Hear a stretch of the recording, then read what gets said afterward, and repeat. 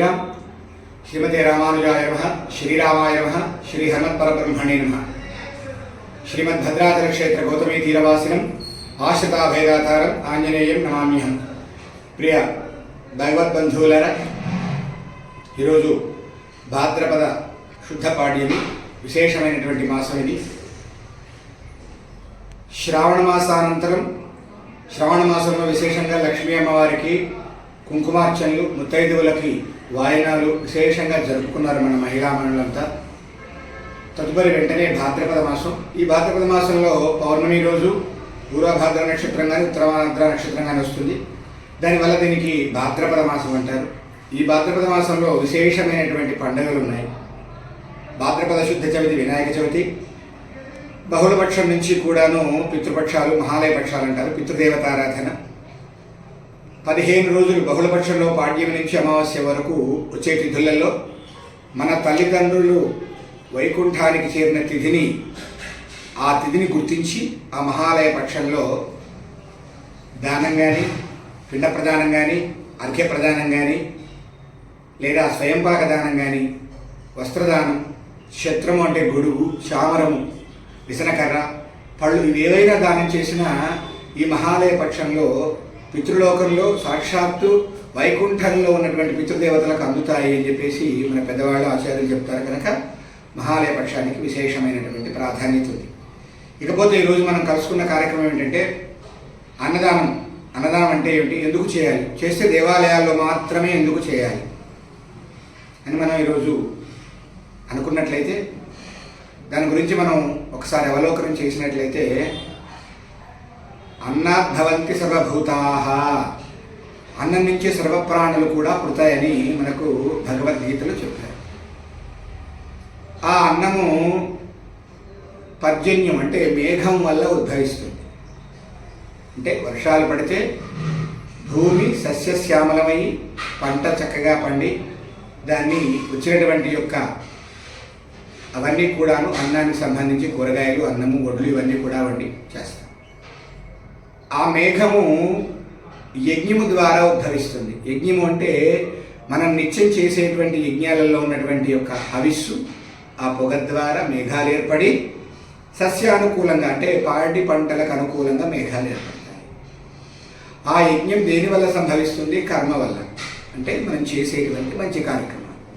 మరి ఇవన్నీ కూడా ఎక్కడ నిర్దేశింపబడి ఉన్నాయి మనకు అంటే, మనకు పూర్వం నుంచి కూడా సాంప్రదాయం, మనకు సృష్టి ప్రారంభమైనప్పటి నుంచి మన మానవుడు ఏ విధంగా బతకాలి, తల్లిదండ్రులను ఏ విధంగా గౌరవించాలి, సహోదర వర్గాన్ని ఏ విధంగా గౌరవించాలి, పక్క వాళ్ళని ఏ విధంగా గౌరవించాలి, గురువులను ఏ విధంగా గౌరవించాలి, ఆడవాళ్ళతో ఏ విధంగా ప్రవర్తించాలి, తనకంటే చిన్నవాళ్ళతో ఏ విధంగా ఉండాలి, సమాజంతో ఎలా ఉండాలి, సమాజ హితాన్ని ఏ విధంగా కోరాలి, ఇవన్నీ నేర్పేది ఒక క్రమం ఉంది. దాన్ని సాంప్రదాయం అంటారు. ఈ సాంప్రదాయాన్ని మనకు సాక్షాత్తు భగవానుడు వేదముల ద్వారా అందించాడు. అందుకే భారతీయ జీవిత విధానం వైదిక జీవన విధానం అని మనకు మొదటి నుంచి కూడా ప్రపంచమంతా మనకు మోకరిల్లుతుంది. ఈ వైదిక జీవన విధానంలో కృత ద్వాపర యుగాలలో భగవంతుడికి ఏమైనా చేయాలి అంటే అప్పుడు దేవాలయ వ్యవస్థ ఉండేటువంటిది కాదు. కేవలం తపస్సు చేత, ఉపాసన చేత భగవంతుడిని అర్చించి యజ్ఞయాగాదులు చేసి ఆచరించి అందులో ఈ ఆహార రూపంలో ఉన్న పళ్ళు, పరమాన్నము, ఈ అన్నాన్ని కూడాను సమర్పించేవారు సాక్షాత్తు భగవంతుడికి చేరి.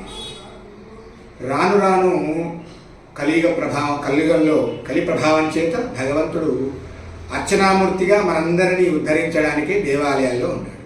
ఈ దేవాలయాల్లో ఇప్పుడు మనం చెప్పుకున్నటువంటి యొక్క యజ్ఞములు, యాగములు, హోమములు యథాశక్తిగా మానవులు ఆచరిస్తున్నారు. తద్వారా మేఘముల ద్వారా వర్షములు, వర్షముల ద్వారా సస్యములు, సస్యముల ద్వారా అన్నము సంభవమవుతుంది. అన్నంతో సకల ప్రాణకోటి కూడా ఉద్ధరిస్తుంది. ఇది అన్నం. దానం చేయడం ఏంటి? మనకు వైదిక ధర్మంలో షోడశ మహాదానాలను ఉన్నాయి, 16 దానాలు. 16 దానాలలో కూడా విశేషం దేనికని ప్రాధాన్యం కలిగి ఉంది. దానం అనగా మనకున్న దాంట్లో ఉన్న పరిస్థితిని అనుసరించి ఎదుటివాడి యొక్క అవసరాన్ని, స్థాయిని గుర్తించి అపాత్రదానం కాకుండా సమర్పించడమే దానము అంటే. ఇటువంటి దానాలలో మిగతా దానాలలో దేనికదే ప్రత్యేకత. జలదానం, భూదానం, గోదానం, విద్యాదానం, ఆఖరికి నిత్యనైమిత్య కర్మలు మనం చూసుకుంటే కన్యాదానం కూడా ఉంది.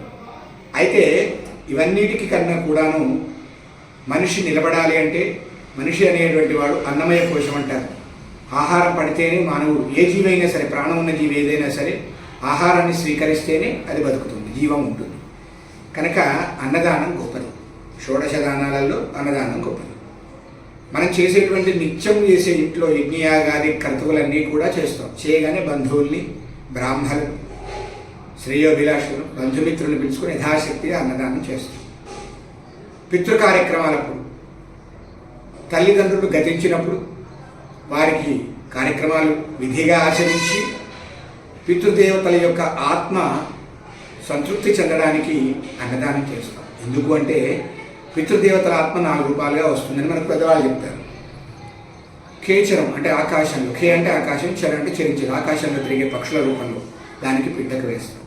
బంధు రూపంలో బంధువులు పిలుస్తాం. బ్రాహ్మణ రూపంలో బ్రాహ్మణుడికి స్వయం పాకం, బియ్యం, పప్పు, ఉప్పు, కూర, కాయ, చల్లా చమురు అన్నీ సమర్పిస్తాం. జలచరం, జలచరం రూపంలో చేస్తాం, ఆరాధిస్తాం. తర్వాత గోవులైనటువంటి పవిత్రమైనటువంటి జంతువుల రూపంలో వాటికి కూడా అన్నాన్ని సమర్పిస్తాం. ఈ విధంగా పితృ కార్యక్రమాలలో కూడా అన్నదానికి ఎంతో ప్రాశస్త్యం కలదు. పితృ కార్యక్రమాలలో పితృదేవతలు సంతృప్తి చెందాలంటే అన్నదానం చేస్తాం. తద్వారా పితృదేవతలు సంతృప్తి చెందుతారు. వైకుంఠంలో ఉన్న, పితృలోకంలో ఉన్న పితృదేవతలు సంతృప్తి చెందడం వల్ల ఏం జరుగుతుంది? వంశవృద్ధి జరుగుతుంది. చక్కటి దృఢమైన వంశం, సౌశీల్యమైన వంశం ఉద్భవించి సమాజానికి హితమైనటువంటి వంశం ఉద్భవిస్తుంది. ఇది అన్నదానం. ఇది అన్నదానం యొక్క గొప్పతనం. ఇకపోతే మనకు ఆలయాలలో దేవాహ ఆలయాహ, దేవాహ అంటే దివ్ అంటే వెలుగు. మనం గతంలో చెప్పుకున్నాం, దేవుడు అంటే షడ్గుణ సంపన్నుడు, 6 గుణములు, దయా, జాలి, వీర్యత్వం, పరాక్రమం ఇవన్నీ కలవాడు భగవంతుడు అని చెప్పుకున్నాం. భగములు అంటే గుణం. ఈ 6 గుణములు గల ఒక శక్తి నిలయం ఉండేదే దేవాలయం. దాన్ని మనం అర్చనా రూపంగా పెద్దవాళ్ళను పిలిపించి ఆచార్యుల చేత, ఉపాసనాపరుల చేత ఏ యంత్రాలు పెట్టించి దాని మీద చక్కగా అర్చనామూర్తిని పెట్టించి ప్రతిష్ఠ గావించి ప్రాణప్రతిష్ఠ చేస్తాం. నిత్యం కూడాను ఆరాధనా క్రమాలు చేస్తూ ఉంటాం.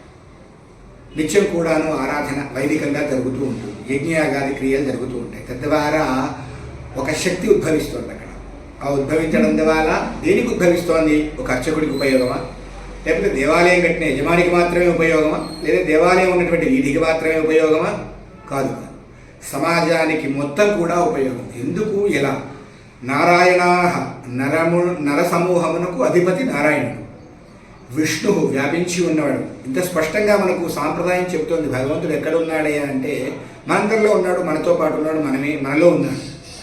కనుక దేవాలయాల్లో నిత్యం కూడా యథాశక్తిగా పండుగలను అనుసరించి, బ్రహ్మోత్సవాలను అనుసరించి, పవిత్రోత్సవాలను అనుసరించి, విశేషమైనటువంటి వారాలను అనుసరించి, పౌర్ణమి, కొన్ని దేవాలయ అమావాస్యలో కూడా చేస్తూ ఉన్నారు. ఈ మధ్య అన్నదానం చేయడం వల్ల సకల భూతములు కూడా ఉపశమింపబడి,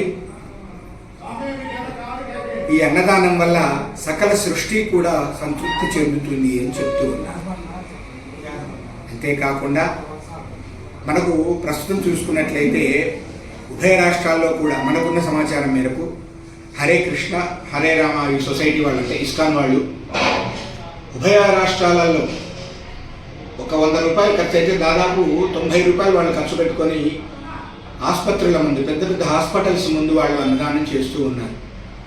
అక్షయ పాత్ర అనేటువంటి ఒక స్కీమ్ ద్వారా పెద్ద వాళ్లకు సూచనలు ఇచ్చారు పెద్దవాళ్ళ ఆచార్యులు.